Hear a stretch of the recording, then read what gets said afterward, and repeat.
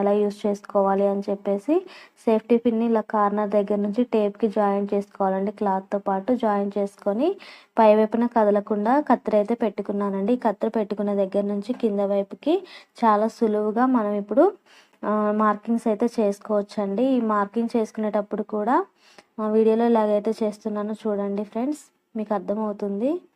టేప్ని కొంచెం కొంచెంగా జరుపుకుంటూ మార్కింగ్స్ అయితే చేసుకుంటున్నానండి. వాకు బట్టి మనం కటింగ్ అయితే చేసుకోవచ్చు. ఇలా మొత్తం మార్కింగ్స్ అయిపోయిన తర్వాత టేప్ని రిమూవ్ చేసుకోవాలి. మార్కింగ్ చేసుకున్న విధంగా క్లాత్ మొత్తం కటింగ్ అయితే చేసుకోవాలండి. పై వైపున హిప్ లూజ్ కోసం, అలాగే కింద వైపున్న రౌండ్ కూడా కట్ చేసుకోవాలి. ప్లీజ్ ఫ్రెండ్స్, నా వీడియోని ఎవరైనా ఫస్ట్ టైం చూసినట్లయితే నా ఛానల్ని సబ్స్క్రైబ్ చేసుకోండి. మీ ఫ్రెండ్స్ అండ్ ఫ్యామిలీకి షేర్ చేయండి. ఇటువంటి తీసుకొని పక్కనే ఉన్న బెల్ సింబల్ ప్రెస్ చేసినట్లయితే నేను పెట్టే ప్రతి వీడియో మీకు నోటిఫికేషన్ లాగా వస్తుంది. ఇంకా మీకు ఏదైనా డౌట్లు ఉంటే కామెంట్ సెక్షన్లో తెలియజేయండి. నేను